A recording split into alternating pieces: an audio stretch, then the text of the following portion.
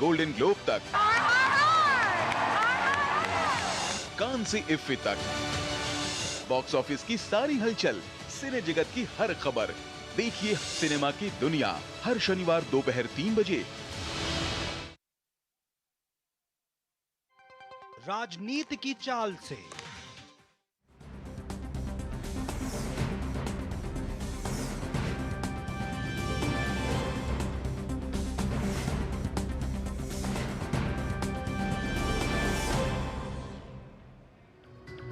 दुकानों पर name plate वाला मामला गर्मा गया है, तो वहीं सजोली मस्जिद विवाद में क्या है नया मोड़।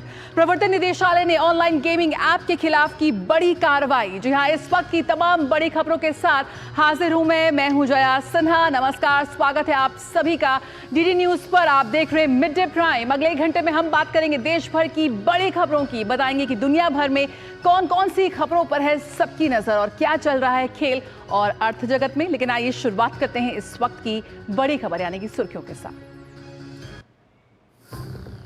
हिमाचल प्रदेश के नेम प्लेट फैसले पर कांग्रेस के अंदर ही मची खींचतान। टीएस सिंहदेव ने फैसले पर जताई आपत्ति, वहीं बीजेपी ने ली चुटकी। कहा भाई बहन के बीच तकरार का फैसलों पर भी दिखने लगा असर।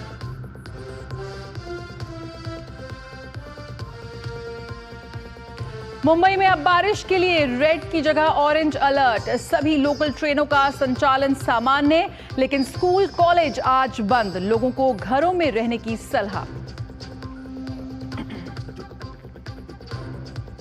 जम्मू कश्मीर के चुनावी घमासान में आज भाजपा की तरफ से अमित शाह से लेकर योगी आदित्यनाथ पर दारोमदार। वहीं हरियाणा में राहुल गांधी कांग्रेस के चुनाव प्रचार को देंगे धार।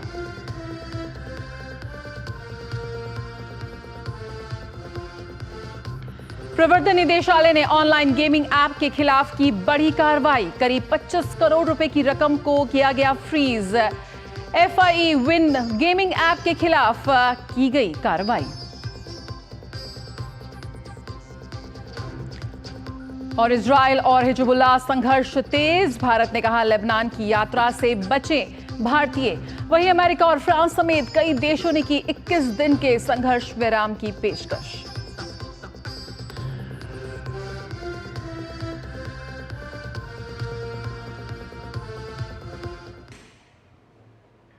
राष्ट्रपति द्रौपदी मुर्मू ने आज सियाचिन बेस कैंप का दौरा किया और शहीदों को श्रद्धांजलि दी। राष्ट्रपति ने वहां तैनात सैनिकों को संबोधित भी किया।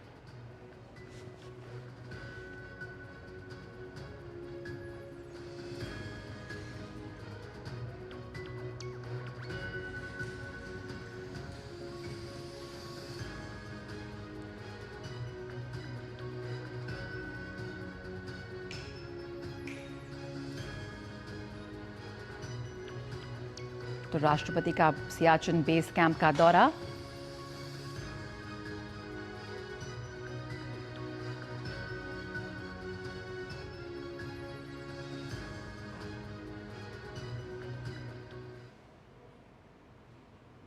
विश्व के सबसे ऊंचे युद्ध क्षेत्र के बेस कैंप में उपस्थित थल सेना प्रमुख general Bhupendra Dwivedi ji,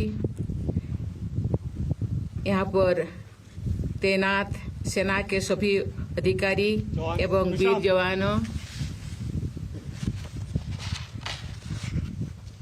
lieutenant general BD Mishra ji, आप सभी जवानों और अधिकारियों से यहाँ आकर और मिलकर मेरी इच्छा पूर्ण हुई। मैं आप सबसे मिलकर बहुत खुशी का अनुभव कर रही हूँ। तीनों सेनाओं की सर्वोच्च कमांडर के रूप में मुझे आप सब पर विशेष गर्व का अनुभव हो रहा है। सभी देशवासी आप सबकी बहादुरी को सलाम करते हैं। मैं सभी देशवासियों की ओर से आप सबके लिए विशेष सम्मान व्यक्त करती हूँ। कुछ देर पहले मुझे मार्टियर्स मेमोरियल में श्रद्धा सुमन अर्पित करने के लिए अवसर मिला। मुझे बताया गया है कि जवानों ने हजारों से ज्यादा देश के लिए अपना आत्म बलिदान दिए।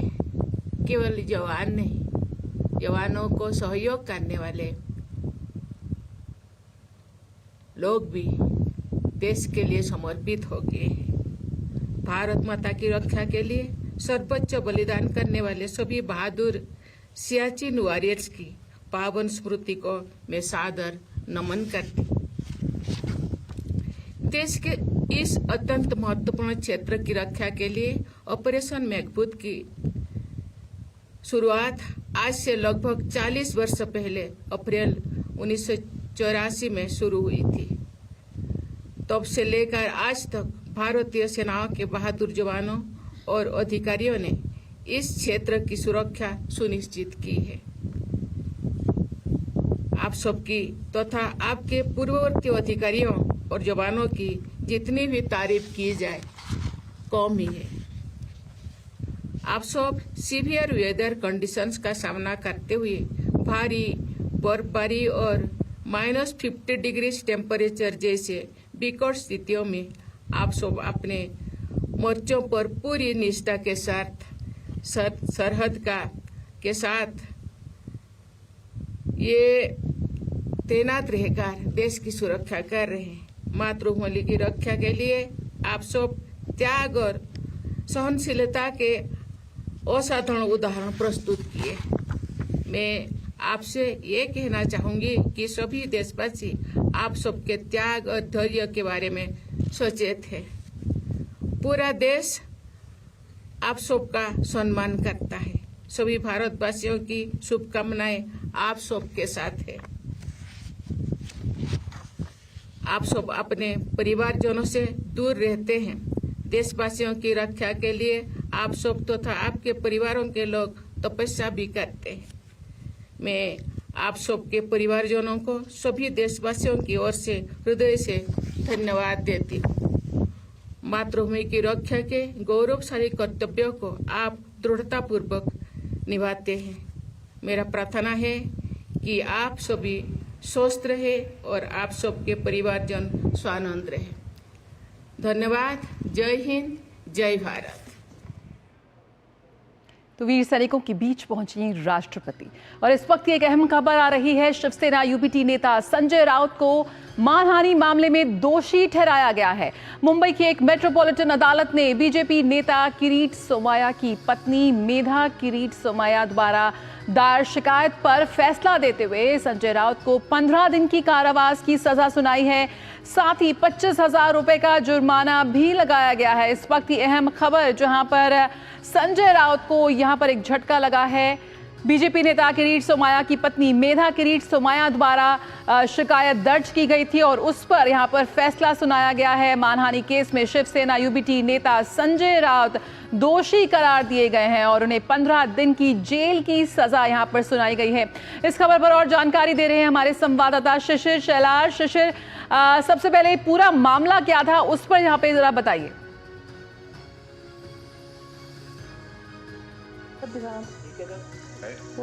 किरीट सोमैया और उनकी पत्नी मेधा सोमैया पर यह आरोप लगाया था कि मुंबई के पास एक पब्लिक टॉयलेट बनाने में जो भ्रष्टाचार हुआ है उसमें जो है किरीट सोमैया और उनकी पत्नी मेधा सोमैया जो है वो शामिल है। इस प्रकार का आरोप उन्होंने लगाया था। उस बारे में स्टेटमेंट उन्होंने दिए थे क्योंकि वो सामना के एडिटर भी है। तो ऐसे में जो शिवसेना का यूबीटी का मुखपत्र है सामना, उसमें भी ये बात जो है छप के आई थी। साथ ही साथ मीडिया को भी उन्होंने बाइट दिया था। हालांकि पूरा मामला वो उस पब्लिक टॉयलेट कंस्ट्रक्शन के बारे में हालांकि उन्होंने आरोप किया था कि इसमें भ्रष्टाचार हुए हैं। हालांकि इसके बाद किरीट सोमैया की पत्नी जो है मेधा सोमैया, इन्होंने कोर्ट का दरवाजा खटखटाया। उन्होंने कहा कि जिस प्रकार से आरोप उस वक्त संजय राउत ने किए थे वो आरोप बेसलेस है, बेबुनियाद है और इसीलिए हालांकि पिछले 2 सालों से ये मुकदमा कोर्ट में चलता आ रहा है। आज कोर्ट ने अपना फैसला इसमें सुना दिया है। 15 दिन की जो है हिरासत जो है संजय राउत को सुना दिया। साथ ही साथ 25,000 रुपए उनको भरने पड़ेंगे।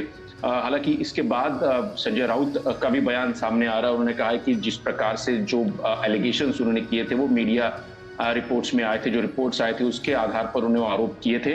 और साथ ही साथ उन्होंने ये भी कहा जिस प्रकार से अब जो कि निचली अदालत का ये फैसला आ चुका है, उन्होंने कहा कि जो हायर कोर्ट है मैं उस पर अपील करूंगा और उस फैसले के खिलाफ जो है संजय राउत अब कोर्ट का दरवाजा भी खटखटाएंगे।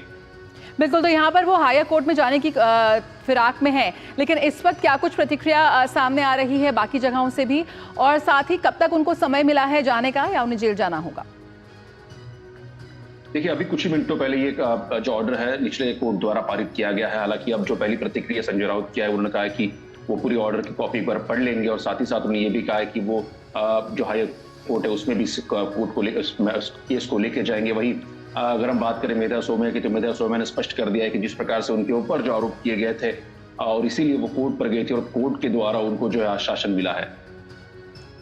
बिल्कुल, तो यहाँ पर बीजेपी नेता किरीट सोमैया की पत्नी मेधा द्वारा जो शिकायत दर्ज की गई थी उस पर यहाँ पर फैसला आया। बहुत बहुत शुक्रिया फिलहाल इस जानकारी के साथ जुड़ने के लिए शिशिर शेलार। तो संजय राउत को मानहानि मामले में यहाँ पर 15 दिन की जेल की सजा यहाँ पर सुनाई गई है और उन पर जुर्माना भी लगाया गया है। फिलहाल उनका ये कहना है कि वो इस पूरी इस फैसले के खिलाफ वो उच्च अदालत में जाएंगे। अगली खबर की ओर बढ़ते हैं। यहाँ पर उत्तर प्रदेश के बाद अब हिमाचल प्रदेश में भी हर भोजनालय, होटल, ढाबे व खाने पीने की सामान की रेडी पर उसके मालिक की नेम प्लेट लगानी जरूरी होगी। प्रदेश के शहरी विकास मंत्री विक्रमादित्य सिंह ने ये जानकारी साझा की है। विक्रमादित्य सिंह ने कहा कि अर्बन डेवलपमेंट और म्युनिसिपल कॉर्पोरेशन की बैठक में अधिकारियों को इस संबंध में निर्देश जारी कर दिए गए हैं। नियमों का पालन न करने वालों के खिलाफ सख्त से सख्त कार्रवाई को भी करने के लिए कहा गया है। देश में कई जगह खाने में गंदगी मिलाने के मामले सामने आने के बाद ये कदम उठाया गया है। हिमाचल प्रदेश की कांग्रेस सरकार द्वारा रेडी पटरी वाली दुकानों को पहचान पत्र प्रदर्शित करना जरूरी करने के मामले में राज्य के मंत्री विक्रमादित्य सिंह ने कहा कि हाल ही में हिमाचल प्रदेश में जो भी घटनाएं हुई हैं उसमें शांतिपूर्ण माहौल बनाना हमारी जिम्मेदारी है और प्रदेश की सुरक्षा के साथ कोई समझौता नहीं किया जाएगा। शांतिप्रिय माहौल बनाना ये प्रदेश सरकार की जिम्मेवारी बनती है, हम सबकी जिम्मेवारी बनती है। और इसमें माननीय हाई कोर्ट ने भी समय समय पर ये कहा है कि टाउन वेंडिंग कमिटीज़ जो है वो म्यूनिसिपल लिमिट्स के अंदर हिमाचल प्रदेश के अंदर बनाई जाए, ताकि जहाँ पर भी जो वेंड्स बन रहे हैं उसमें प्रॉपर तरीके से वेंडिंग जोन्स बनाए जाए और जगह जगह पे लोगों को वहाँ पे बसाया जाए। हमने ये भी कहा है कि बाहर के राज्यों के लोगों को हिमाचल में आने के लिए स्वागत है। जो हाइजीन के इश्यूज़ आते हैं, पीछे हमने जो बैठक करी है उसमें ये कहा है कि इसके लिए जो है वो आइडेंटिफिकेशन जो भी वेंडर्स होंगे उनकी करवाई जाएगी। It is irrespective. Himachal Pradesh की कांग्रेस सरकार द्वारा रेडी पटरी वाले दुकानों को पहचान पत्र प्रदर्शित करना अनिवार्य किए जाने के बाद हिमाचल प्रदेश कांग्रेस प्रभारी राजीव शुक्ला ने सफाई आई है। उन्होंने कहा कि विक्रमादित्य ने जो कहा वह इसलिए है ताकि वैध दुकानें और रेडी पटरी वाले बैठ सकें। रेडी पटरी वालों को सुरक्षित स्थान उपलब्ध कराने और उन्हें नियमित करने के लिए लाइसेंस दिए जाएंगे। उन्होंने उत्तर प्रदेश के आदेश से इसकी तुलना करने को सिरे से नकार दिया है। यूपी की तर्ज पे कोई आदेश, ये बेवजह का एक वो है। जो विक्रमादित्य ने भी कहा है, उन्होंने ये कहा कि ताकि वहाँ पे जो है सुधार होके जो वैध रूप से हैं वही जो है वो दुकानें या रेडी वाले बैठ सकें।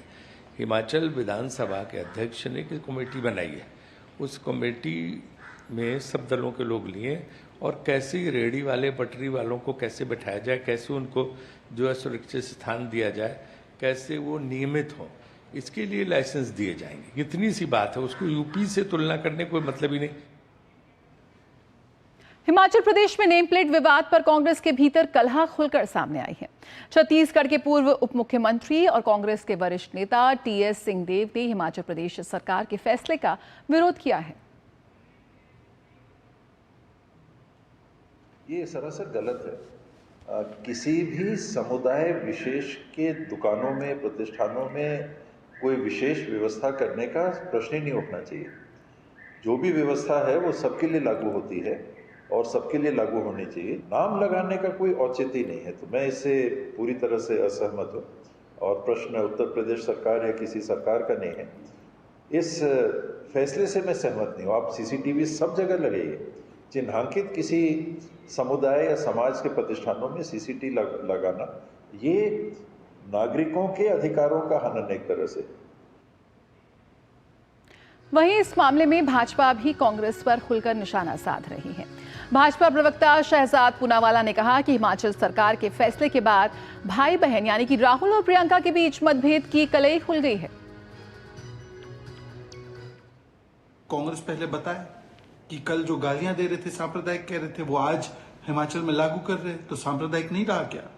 और दूसरी बात, अब इस पर राहुल बनाम प्रियंका वाड्रा शुरू हो चुका है, क्योंकि एक तरफ तो जो नेता प्रियंका वाड्रा जी के करीबी है वो इसको इम्प्लीमेंट करवा रहे, और दूसरी तरफ टीएस सिंहदेव जो कि पूर्व उप मुख्यमंत्री रहे हैं छत्तीसगढ़ के, वो कहते हैं कि ये निर्णय हिमाचल की सरकार का बिल्कुल गलत है।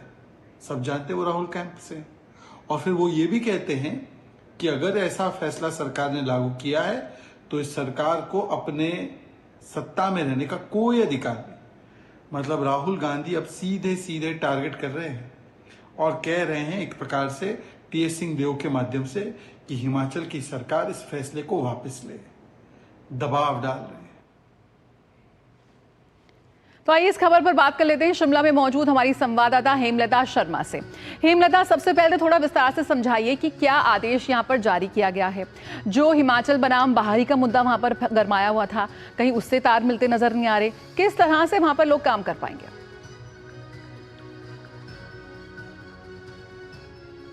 पहले तो अवैध मस्जिद के मामले से इस पूरे मामले की शुरुआत हुई, जिस तरह से मांग की गई कि बाहरी राज्यों से आने वाले लोगों की जो वेरिफिकेशन है वो होनी चाहिए। उसके बाद ये मांग उठी कि स्ट्रीट वेंडर पॉलिसी बनाई जानी चाहिए। इसको लेकर के सरकार ने एक 7 सदस्यीय कमेटी का गठन किया। उसमें कुछ नेता जो हैं विपक्ष के भी शामिल किए गए, जिसमें कैबिनेट मंत्री हर्षवर्धन चौहान को उसका अध्यक्ष बनाया गया और विपक्ष के कुछ नेता शामिल किए गए और 60 दिन के भीतर उन्हें रिपोर्ट सौंपने के आदेश दिए गए। और इस बीच कुछ दिन पहले की बात है, इसको लेकर के मंथन जारी रह रहा था कि अब विक्रमादित्य सिंह का एक बयान आया जिस बैठक में मंथन हुआ। उन्होंने कहा कि हिमाचल प्रदेश में अब जो रेहड़ी धारक हैं या होटेलियर्स हैं उनकी जो एक नेम प्लेट लगेगी जिसमें उनका निजी विवरण सारा लिखा होगा। ये बयान आने के बाद जो अंतर कलह है कांग्रेस की वो खुल करके सामने आई है। ये बयान ना केवल उन्होंने मीडिया को दिया बल्कि एक पोस्ट भी बाकायदा उन्होंने अपने सोशल मीडिया प्लेटफॉर्म पर जारी किया, जिसमें उन्होंने योगी आदित्यनाथ की फोटो के साथ लिखा कि अब हिमाचल प्रदेश में भी इस तरह की पॉलिसी अपनाई जाएगी कि हर स्ट्रीट वेंडर को एक नेम प्लेट लगाना बहुत ज़रूरी होगा। इसको लेकर के बैठक में मंथन हुआ है, निर्णय लिया गया है। हालांकि ये लागू होना अभी तय नहीं हुआ है और अब जो ये पोस्ट है विक्रमादित्य सिंह ने अपने सोशल मीडिया हैंडल से हटा दी है और उन्हें दिल्ली तलब किया गया है। तो ये सारी बातें कहीं ना कहीं एक और इशारा कर रही है, एक संदेश दे रही है कि जो अंतर कलह है वो खुल करके सामने आई है। और इस बीच ही राजीव शुक्ला का बयान आता है कि इस तरह की कोई भी चीज़ अप्लाई नहीं की जाएगी हिमाचल प्रदेश में और ना ही हिमाचल प्रदेश में ये जो बातें हो रही है इस चीज़ का यूपी सरकार से कोई लेना देना है। तो अब ये जो सारा मामला है ये खुलकर के निकलकर सामने आता जा रहा है और विपक्ष का भी ये कहना है कि यदि भाजपा का कोई नेता या कोई मुख्यमंत्री इस पॉलिसी को अप्लाई करने में पहले अपनी पहल कर रहा था तो उसको कांग्रेस ने गलत करार दिया। लेकिन अब जब हिमाचल प्रदेश में कांग्रेस के नेता स्वयं इस तरह का बयान दे रहे हैं तो उसको जो है सही ठहराया जा रहा है। तो इस बात को लेकर के विपक्ष ने अब कांग्रेस को घेरना शुरू कर दिया है। तो कुल मिलाकर इस मामले पर पहले सिर्फ कांग्रेस में घमासान शुरू हुआ, अब ये विपक्ष ने भी कांग्रेस को घेरना शुरू कर दिया है इस मामले को लेकर। बिल्कुल, तो स्ट्रीट वेंडर पॉलिसी को लेकर किस तरह से कांग्रेस अब दो अलग अलग गुट में बटी हुई नजर आ रही है, इस पर लगातार हम बात करेंगे। हेमलता, आप हमारे साथ जुड़े रहिए, हम आगे भी आपसे अभी एक सवाल पूछेंगे। आप यहाँ पे दर्शकों को जरूर बता दें कि हिमाचल प्रदेश में नेम प्लेट लगाने का मामला कोई नया नहीं है। कुछ दिन पहले ही उत्तर प्रदेश सरकार ने दुकानों के आगे नेम प्लेट लगाने को लेकर एक नया आदेश जारी किया। मुख्यमंत्री योगी आदित्यनाथ ने खान पान की वस्तुओं में मानव अपशिष्ट, गंदी चीजों की मिलावट करने वालों के खिलाफ कठोरतम कार्रवाई के निर्देश देते हुए सभी खाने पीने की दुकान, ढाबे, होटल और रेस्टोरेंट्स पर मालिक और मैनेजर का नाम लिखना अनिवार्य कर दिया। मंगलवार को एक उच्च स्तरीय बैठक में मुख्यमंत्री ने प्रदेश के सभी होटलों, ढाबों, रेस्टोरेंट से संबंधित प्रतिष्ठानों की गहन जांच, सत्यापन आदि के भी निर्देश दिए। इससे पहले कांवड़ यात्रा के दौरान भी नेम प्लेट को लेकर योगी सरकार ने आदेश जारी किया था। उस दौरान यूपी सरकार ने कांवड़ रूट की सभी दुकानों पर नेम प्लेट अनिवार्य की थी, जिस पर बाद में सुप्रीम कोर्ट ने रोक लगा दी थी। अभी भी ये मामला विचाराधीन है। पूरा रोक लगेगा, क्योंकि वो वेरिफिकेशन के साथ रहेगा। अगर मिल गया, देखा जाएगा तो निश्चित रूप से सजा का पात्र होगा। अभी तो मैंने कहा था हम ही नहीं, भाग गया, कहते साहब हम मालिक नहीं थे और हम जो है उसमें दूसरा नौकर था, है, हम नहीं जानते थे कि वो आया था, एक दिन के लिए खड़ा था। ये बहानेबाजी, क्योंकि पुलिस कहाँ खोजेगी, किसको खोजेगी। तो हमारे रिपोर्टर इस वक्त रामेंद्र सिंह भी जुड़ गए हमारे साथ। रामेंद्र, यहाँ पर सख्त निर्देश उत्तर प्रदेश सरकार की ओर से दिए गए हैं कि किसी भी तरह की मिलावट अब बर्दाश्त नहीं होगी। साफ सफाई और जो सुरक्षा मानक हैं उसके उच्च मानदंड यहाँ पर दुकानदारों को अपनाने होंगे। अब इस मामले को लेकर क्या कुछ अभी अपडेट है? देखिए, यह कोई सामान्य मिलावट नहीं थी जिसकी चर्चा मुख्यमंत्री ने कहा। उन्होंने कहा कि अगर थूक से मसाज किया जाएगा, अगर मल अपशिष्ट मिला करके किसी के भोजन में परोसा जाएगा तो ये सामान्य मिलावट नहीं है, ये जानबूझकर की जा रही गलती है। ऐसे कोई गलती नहीं जो अनजाने में हो रही थी। और ये भारतीय सनातन परंपरा, भारतीय सभ्यता का हिस्सा है कि हम दूसरे का सम्मान करें और वो हमारा सम्मान करें। कई चीज़ें ऐसी हैं जो इस्लाम में खारिज हैं, उनको नहीं छुआ जाता है, तो क्या कोई हिंदू जा करके उनको परोसेगा? नहीं परोसेगा। अगर वो ये जानते हैं कि भारतीय संस्कृति, भारतीय सभ्यता, सनातन में ये चीज़ें परहेज की जाती हैं, तो उनको इस चीज़ों से परहेज करना चाहिए था। नाम लिखा होने से एक फ़ायदा होगा। पिछली बार भी सरकार ने अपना स्पष्टीकरण दिया था कांवड़ यात्रा के समय कि इससे कानून व्यवस्था की स्थिति चिंताजनक हो सकती है। कई जगह पर नाम कुछ और है और जब अंदर जाते हैं तो पता लगता भोजन कुछ और मिल रहा है। तो इसलिए उन्होंने कहा था कि अगर नाम लिखा होगा तो आदमी संजीदा होकर जाएगा, इस दुकान में जाना है या नहीं जाना है, यहाँ कौन सा भोजन मिलेगा, वो नाम से ही मोटा मोटा अंदाजा में लग जाएगा। इसको लेकर के कांग्रेस ने हाय तौबा मचाया, समाजवादी पार्टी ने हाय तौबा मचाया कि इससे एक तरीके से व्यावसायिक रूप से किसी एक वर्ग को पीछे किया जा रहा है कि उनकी दुकानों पर लोग न जाएं। ऐसा नहीं है, दुकानदारों को भी सोचना होगा। अगर वो अपशिष्ट मिला कर देंगे तो कौन उनकी दुकानों पर जाएगा?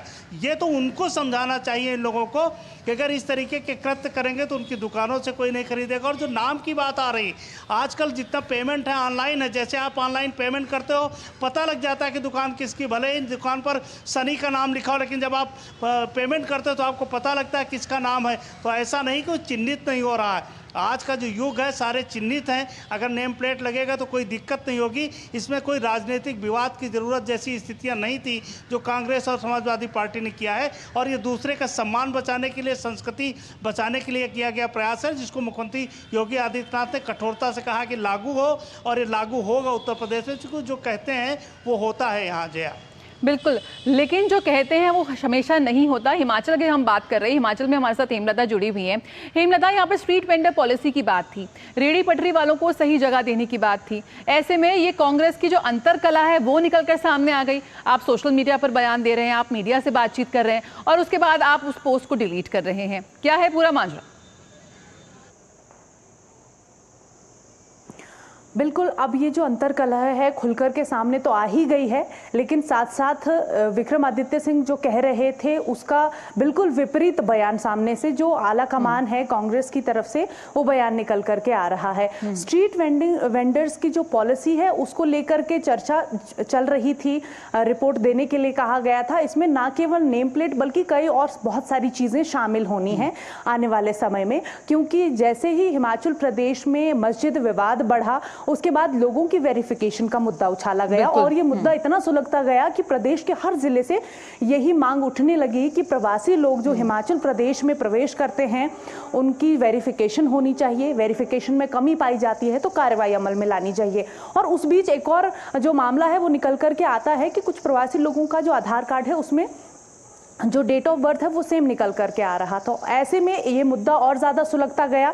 कई तरह के बयान सामने आए, ना केवल नेता पक्ष और विपक्ष बल्कि राज्यपाल ने भी इसको लेकर के बयान जारी किया। उन्होंने कहा कि जो बाहर से लोग आ रहे हैं वो हिमाचल प्रदेश को जो है अपनी ऐशगाह ना बनाएं और हिमाचलियों का है उसको हिमाचल को शांत रहने दे। तो इस तरीके से ये मुद्दा बहुत ज़्यादा फैलता गया, सुलगता गया। और अब जब स्ट्रीट वेंडर्स पॉलिसी की बात आ रही है तो यहाँ पर पर पिछले 2 दिनों से ये विवाद चल रहा है कि जो नेम प्लेट है वो लगाई जानी चाहिए। इसको लेकर के विक्रमादित्य सिंह का बयान आया, उन्होंने मीडिया से बात की, सोशल मीडिया पे पोस्ट डाला, लेकिन अब जो कांग्रेस के अन्य नेता हैं वो इस चीज़ को लेकर के कोई बात नहीं कर रहे हैं। आला कमान ने उन्हें आज दिल्ली में तलब किया है और अभी अभी एक और अपडेट, एक बयान विक्रमादित्य सिंह का निकल करके आ रहा है दिल्ली से। उनका साफ तौर पर यह कहना है कि ये जो मसला है ये सारा ये कंट्रोवर्सी का कोई मसला नहीं है। उन्होंने ये कहा है कि ये हिमाचल प्रदेश के लोगों का मुद्दा है, तो इसको हल करना प्रदेश सरकार का दायित्व है, इसीलिए कमेटी का गठन किया गया है। बिल्कुल हेमलता, आपको यहाँ रोकना चाहेंगे, इस वक्त एक अहम खबर भी आ रही है यहाँ पर कि हिमाचल प्रदेश सरकार के फैसले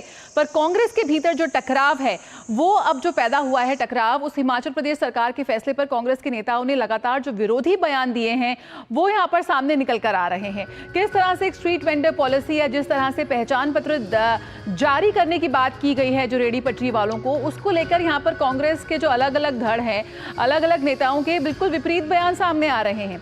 एक तरफ सिंहदेव कहते हैं कि ये जो कानून व्यवस्था को बनाए रखना बेहद अहम है, उसके चलते ये पॉलिसी लाई जा रही है।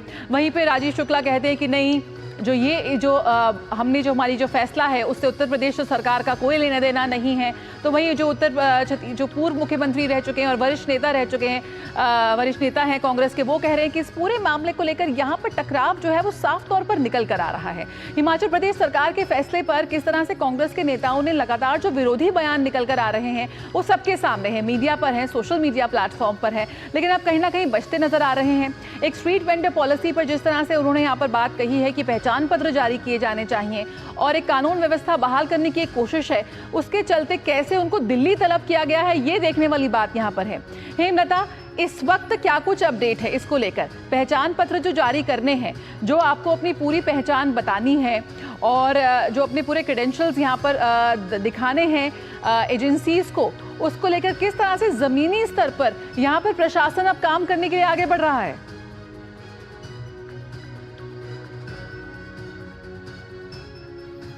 हेमलता, आप हमारे साथ जुड़ी हुई हैं। नहीं चाहिए, लोग जो बाहर से व्यवसाय करने के लिए आते हैं या फिर यहाँ पर किसी और चीज़ के लिए आते हैं उनकी वेरिफिकेशन होनी चाहिए।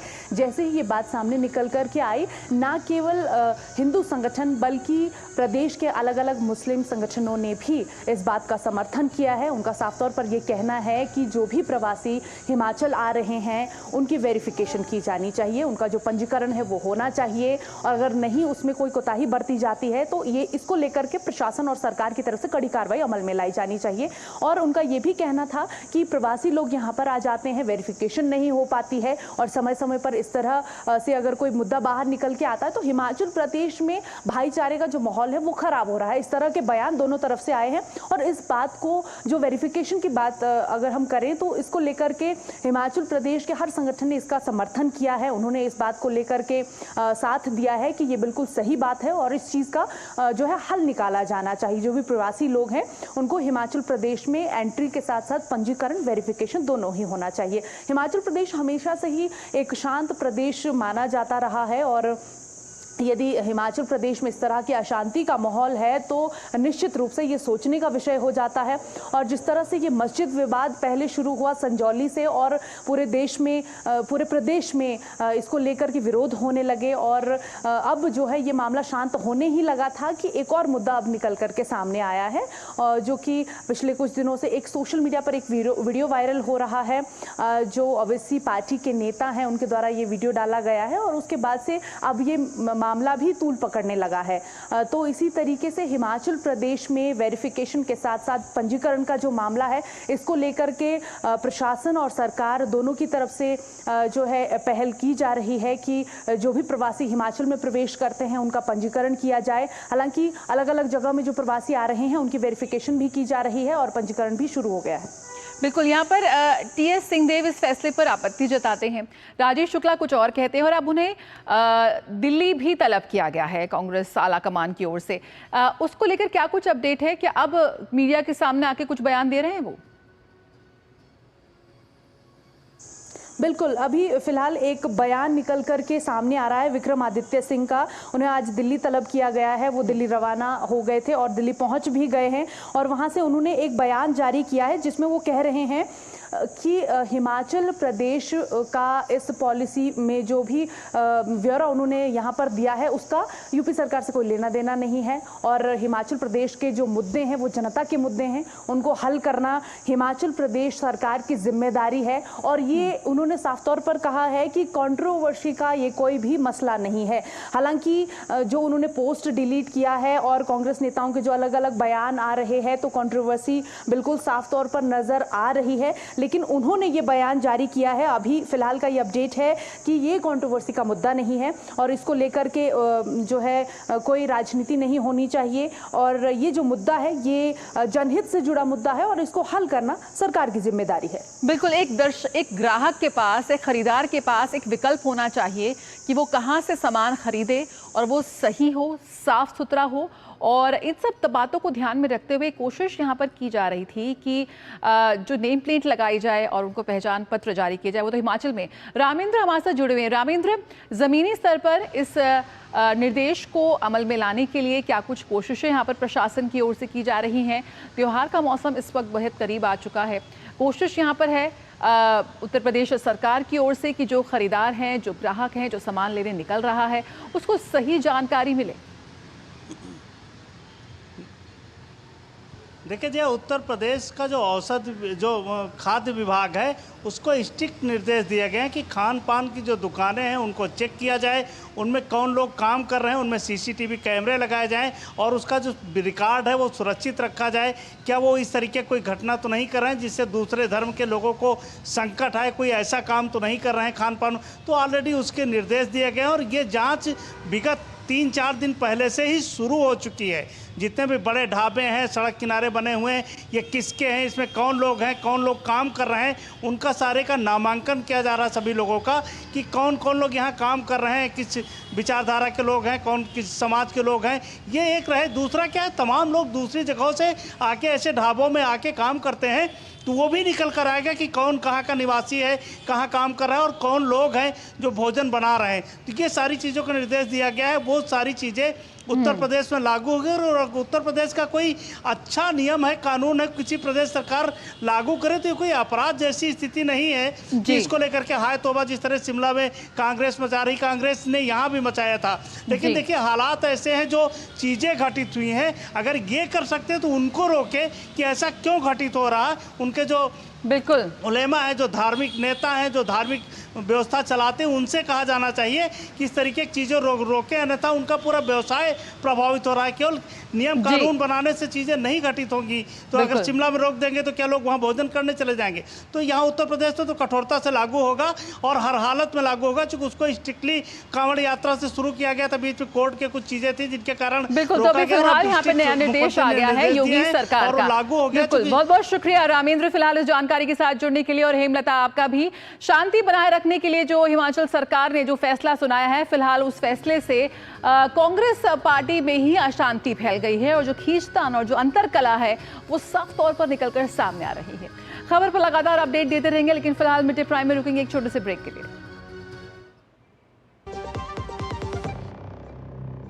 बढ़िया है, क्यों ना? प्राकृतिक हल्दी, मिर्ची, धनिया नहीं, मिर्ची, धनिया, हल्दी, MDH। बात जब पीढ़ियों के लिए बनने वाले घर की हो तो जिम्मेदारी बड़ी हो जाती है। गैलेंट समझता है ये जिम्मेदारी। अब डबल M रिब्स के साथ गैलेंट एडवांस TMT रीबार, निर्माण का रियल हीरो। सुरक्षा की गारंटी हर चीज में जरूरी है, चाहे वो मुश्किल स्टंट हो या अच्छी फसल। इसलिए ले आइए IIL के ट्रैक्टर ब्रांड का शिनबार, जो देता है सुंडी और ट्रिप से सुरक्षा की गारंटी। और हिमाचल प्रदेश के शिमला में संजौली मस्जिद का विवाद का मामला भी थमने का नाम नहीं ले रहा। ओवैसी की पार्टी के नेता शोएब जमाई ने इस विवाद को और हवा दे दी है। हिमाचल में गुपचुप तरीके से संजौली मस्जिद के दौरे वाला वीडियो वायरल होने के बाद इस मामले ने फिर से तूल पकड़ लिया है। इस वीडियो को लेकर प्रशासन पर सवाल लगातार उठ रहे हैं और ये पूछा जा रहा है कि पुलिस के कड़े पहरे के बावजूद प्रदेश के बाहर का एक शख्स आखिर विवादित मस्जिद में कैसे घुस गया।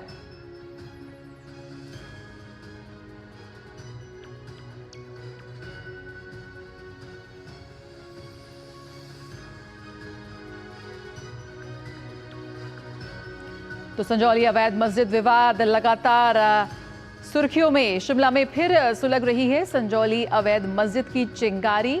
यहां पर मस्जिद के अंदर का एक वीडियो वायरल हो रहा है। कैसे बना ये वीडियो, पुलिस के कड़े पहरे में कैसे अंदर घुसे ये शख्स, सवाल है।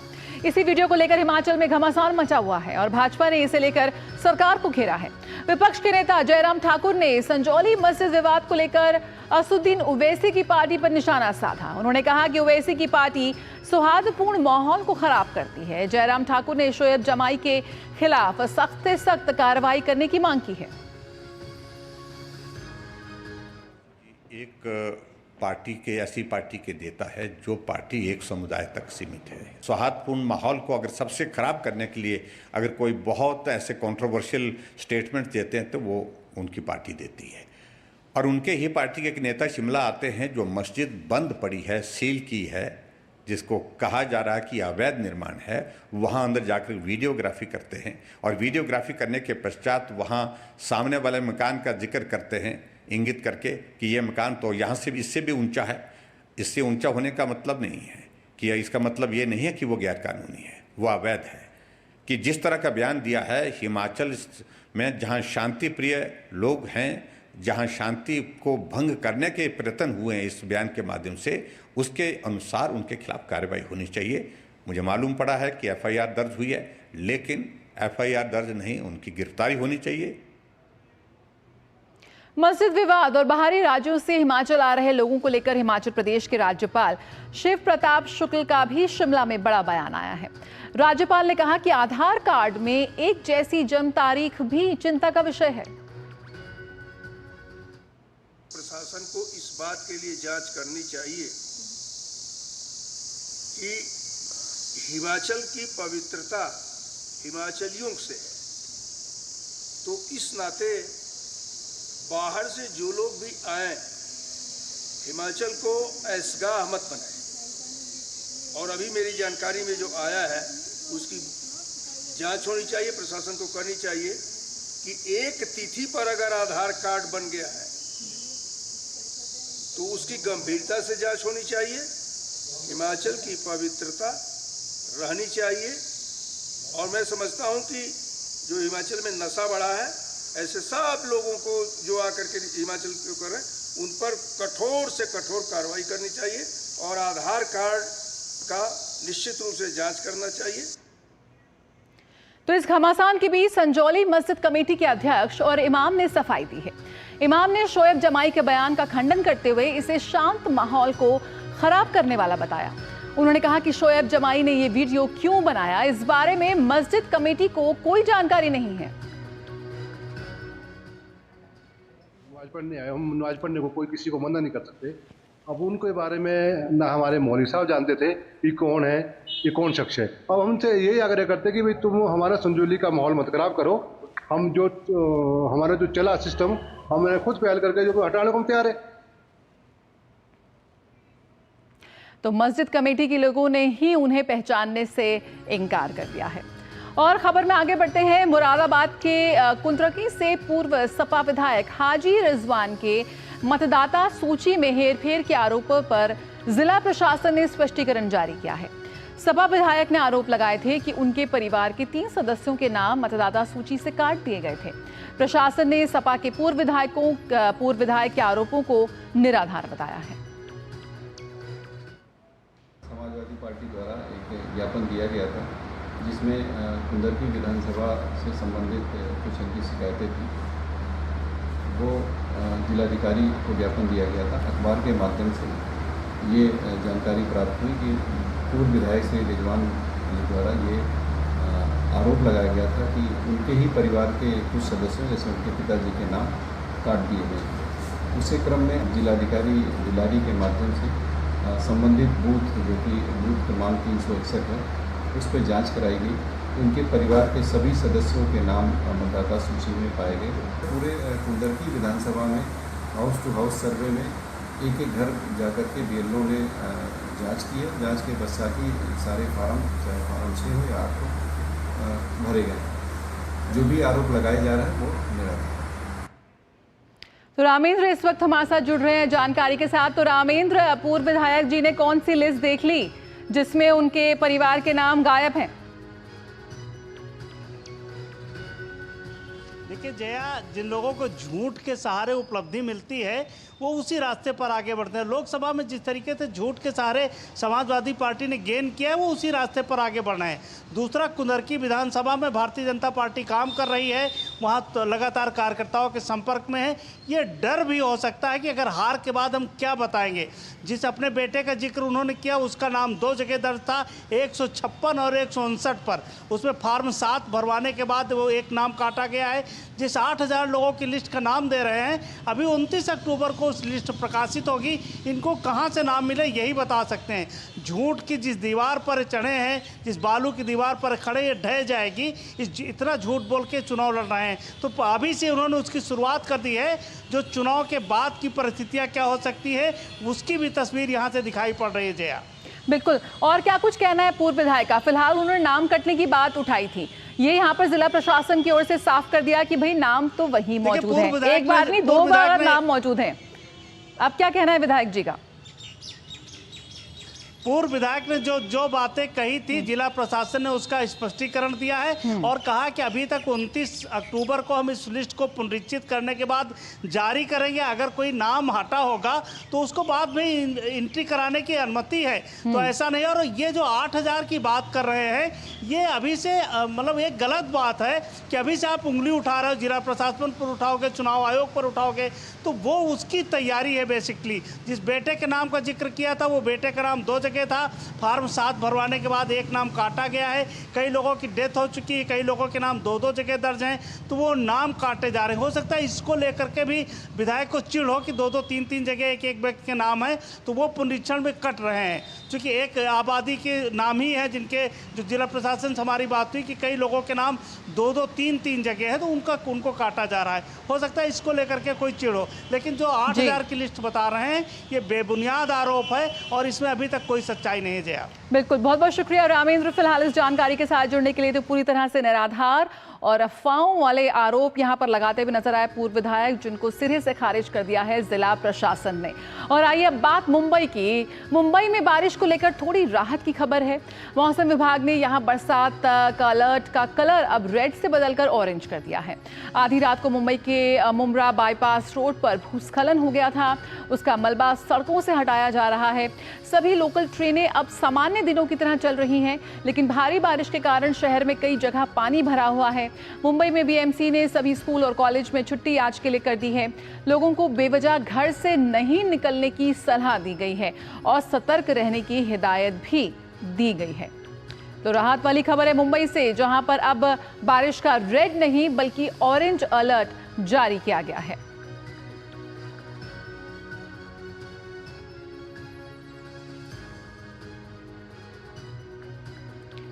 तो आपको बता दें कि महाराष्ट्र में भारी बारिश की यहां पर बात की जा रही थी और उसके चलते प्रधानमंत्री नरेंद्र मोदी का पुणे जो दौरा था, पुणे दौरा वो रद्द हो गया है। नरेंद्र मोदी का पुणे में मेट्रो ट्रेन के शुभारंभ का कार्यक्रम था। साथ ही वे 22,600 करोड़ रुपए से अधिक की विभिन्न परियोजनाओं का शिलान्यास और उद्घाटन भी करने वाले थे।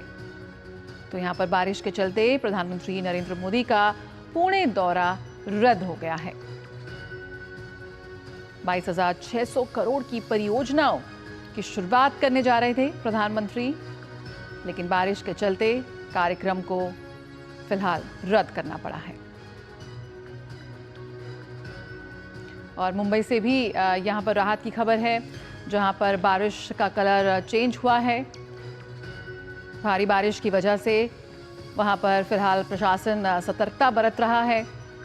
मुंबई में कॉलेजेस और स्कूल्स बंद हैं, लेकिन फिलहाल भारी बारिश से वहां राहत मिली है। पुणे मेट्रो ट्रेन के शुभारंभ का कार्यक्रम था प्रधानमंत्री का, लेकिन वो फिलहाल रद्द हुआ है।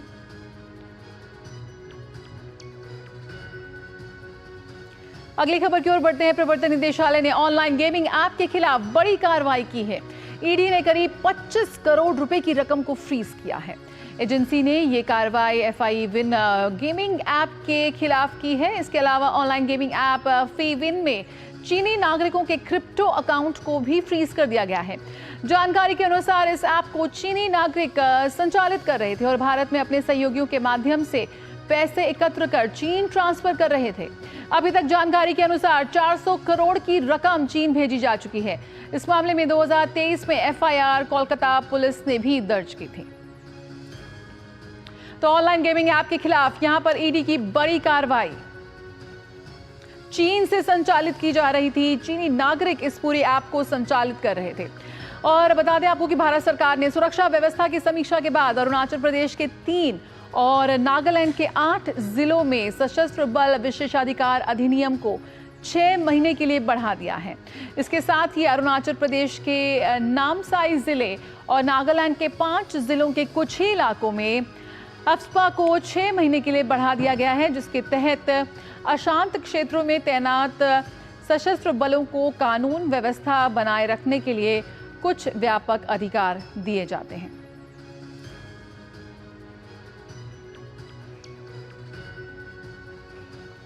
तो सुरक्षा के मद्देनजर यहां पर सरकार का फैसला। अरुणाचल और नागालैंड में अफ्स्पा 6 महीने के लिए बढ़ा है कुछ इलाकों में।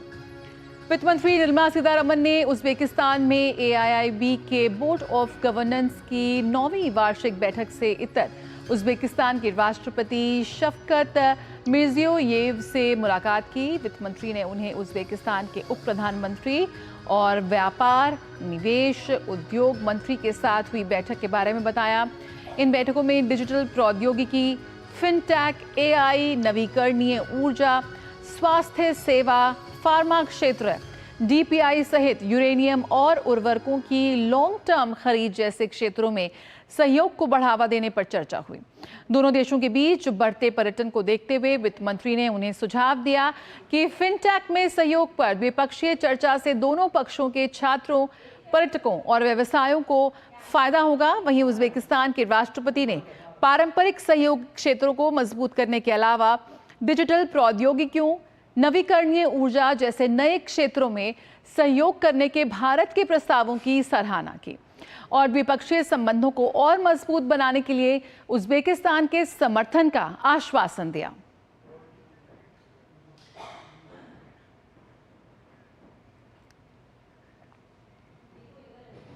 और आइए सीधे करते हैं उधमपुर के चनानी, जहां पर गृह मंत्री अमित शाह इस वक्त सीधे संबोधित कर रहे हैं।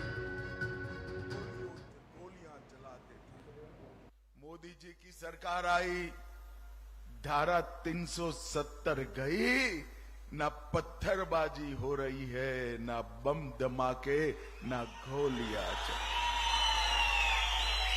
और ये लोग NC, PDP, कांग्रेस फिर से जम्मू कश्मीर में आतंकवाद लाना चाहते हैं। मैं बताकर जाता हूं, उमर अब्दुल्ला, आपकी जो इच्छा हो, आतंकवाद को हम पाताल तक गहरा दफन कर कर ही दम लेंगे।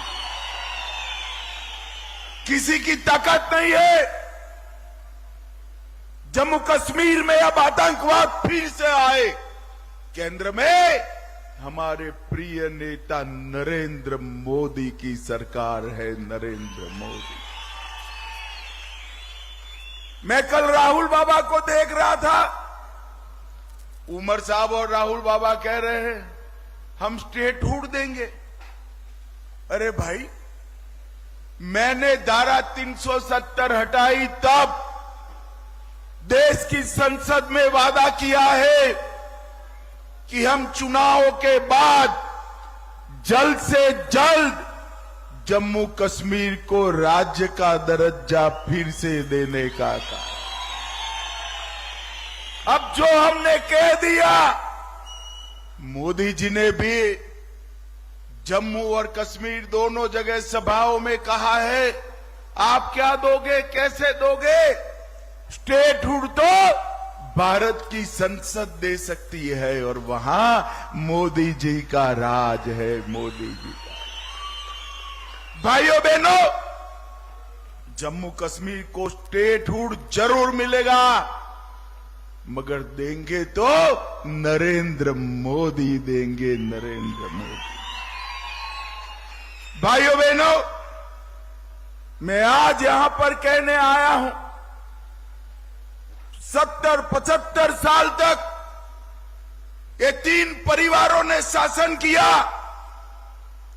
आप मुझे बताओ चनैनी वालों,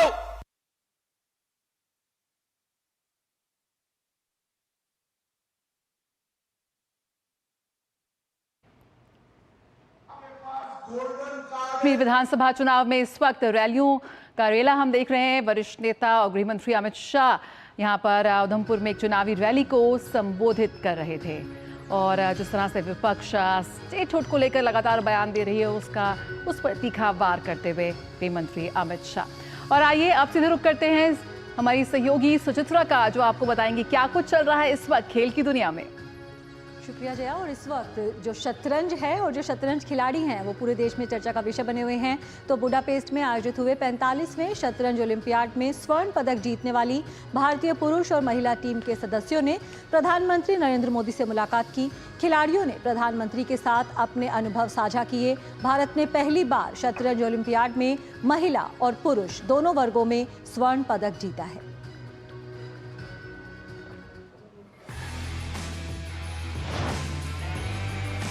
वहाँ पर क्या माहौल था? पहली बार हम जीते, सब लोग हमारे लिए भी खुश हो गए बहुत, क्योंकि हमने इतना खुशी मनाया। तो सबने एक्चुअली हर अपोनेंट्स ने भी आके हमें बधाई दी और हमारे लिए एक्चुअली खुश हो गए, even our opponents also. Sir, हमने देखा है कि लास्ट कुछ सालों में बहुत सारे जो स्पेक्टेटर्स हैं वो बहुत रूट कर रहे थे कि दूर दूर से वहाँ पे सिर्फ देखने आए थे ये मैच को, जो पहले मेरे हिसाब से इतना नहीं होता था। तो आई थिंक चेस की भी काफ़ी पॉपुलैरिटी बढ़ गई। या this experience was really a great team effort. Every single one of us was in like excellent form, and we were all super motivated because in the 2022 Olympiad we were very close to winning the gold medal, but then there was one game which I had played and I could have won, which would have guaranteed gold medal. I unfortunately lost that game, and it was heartbreaking for everyone. So this time we were all super motivated. I think मेरे सारे teammates ने, even mains ने बहुत hard work किया है to finally get to this stage. मैंने हमेशा देखा है कि आप हर स्पोर्ट और हर स्पोर्ट पर्सन को इतना इनकरेज करते हैं और इतना सपोर्ट करते हैं। मुझे ऐसा लगता है कि आपका स्पोर्ट्स से बहुत बड़ा लगाव है, हर एक स्पोर्ट से, और मैं उसकी स्टोरी जानना चाहती हूँ। ऐसा कि मैं आपको बताता हूँ, मैं ये इतना समझता हूँ कि कोई देश विकसित बनता है तो सिर्फ खजाने से नहीं बनता है कि उसके पास कितने पैसे हैं, कितने उद्योग हैं, जीडीपी कितना, इतने से नहीं बनता है। हर फील्ड में वो दुनिया में महारत होनी चाहिए। आप क्या एडवाइस करेंगे हमारे लिए कि ये प्रेशर सिचुएशंस कैसे टैकल कर सकते? देखिए, डिसीजन मेकिंग के लिए आपके पास बहुत इन्फॉर्मेशन होनी चाहिए, बहुत इन्फॉर्मेशन, और पॉजिटिव नेगेटिव सब होनी चाहिए। आपको पसंद आता है ऐसा ही सुनने का आदत लगती है, मनुष्य का स्वभाव होता है, जो अच्छा लगता है वही सुनता है, तो वो फिर डिसीजन में गलती होती है। मैं देखता था कि गुकेश आ रहा है, प्रज्ञानंद आ रहा है, अर्जुन आ रहा है, दिव्या आ रही है, हरिका आ रही है, और लोग उनका साइन लेने के लिए अब दौड़ रहे हैं। तो ये जो बदलाव और ये जो कॉन्फिडेंस नए फील्ड में आया है नए बच्चों में, आई थिंक वो आपका जो विजन है कि इंडिया नंबर 1 होना चाहिए, आई थिंक ये बदलाव आ रहा है। Sir, thank you so much. आपने इतने शॉर्ट नोटिस में, आप यूएस में थे और आपने इतना टाइम, आपका वैल्यूएबल टाइम निकाला हमसे मिलने के लिए, हम बहुत भी मोटिवेट हो गए। मेरा वैल्यू आप ही है। तो ये शॉल रखा है कि नहीं रखा है? यस सर, रखा है।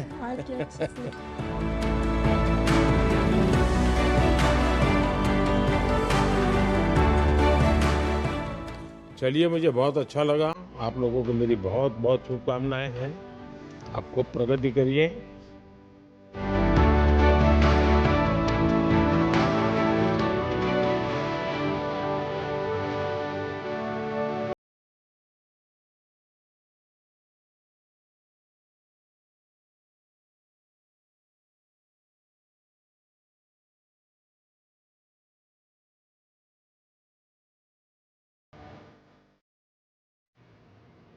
भारतीय शतरंज संघ ने भी दिल्ली में आयोजित एक कार्यक्रम में शतरंज खिलाड़ियों को सम्मानित किया।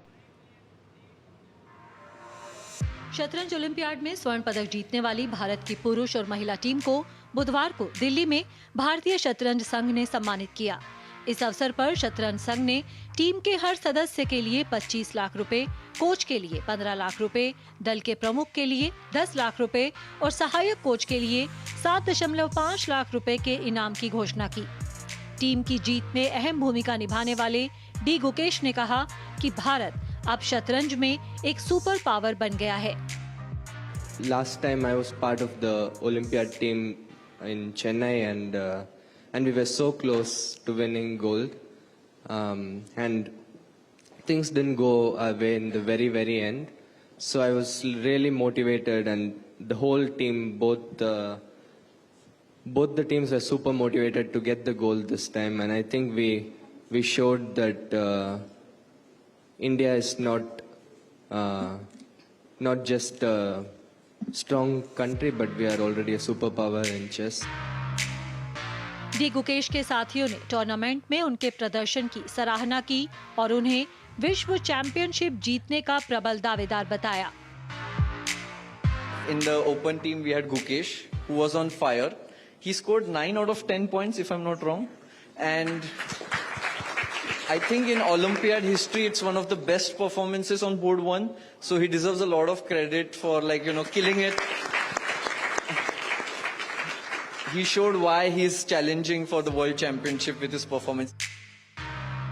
महिला शतरंज टीम की खिलाड़ियों ने कहा कि पुरुष टीम के शानदार प्रदर्शन को देखकर उन्हें भी अपना सर्वश्रेष्ठ प्रदर्शन करने की प्रेरणा मिली। I hope one day the Indian women's team can be as dominating as them, as good as them, and even if we're half as good as them, I think I would be very proud of India. I want all the women chess players to see this, and all the Indian girls, little small girls, to see this, and I hope this serves them motivation कि नहीं हमको भी एक दिन उस stage पे रहना है, हमको भी गोल्ड लाना है, and I really hope that happens. This has been very special. I am so incredibly proud of every single player who's on the stage, of course our captains and our coaches, but what happened in Budapest was truly magical. To have these two teams, to have be on the podium along with the open team and the women team. Bharat ने पहली बार शतरंज olympiad में महिला और पुरुष वर्ग में स्वर्ण पदक जीतने में कामयाबी पाई है। चेन्नई में आयोजित हुए पिछले संस्करण में भारत की महिला और पुरुष टीम ने कांस्य पदक जीता था। अब शतरंज प्रेमियों की नजर नवंबर में सिंगापुर में होने वाली विश्व चैंपियनशिप पर रहेगी, जिसमें भारत के डी गुकेश चीन के डिंग लिरेन को विश्व चैंपियन के ताज के लिए चुनौती देंगे। Suchitra, DD news, Delhi. तो खेल की खबरों में इतना ही, वापस चलते हैं जया के पास। बिल्कुल, बहुत शानदार प्रदर्शन सुचित्रा इन तमाम खिलाड़ियों का, और यकीन जिस तरह से उन्होंने कहा कि बहुत जल्द एक सुपर पावर बनने जा रहे हैं वो चेस की दुनिया में। मिड डे प्राइम में फिलहाल इतना ही, खबरों का सिलसिला जारी रहेगा। फिलहाल हमें दीजिए इजाजत, नमस्कार।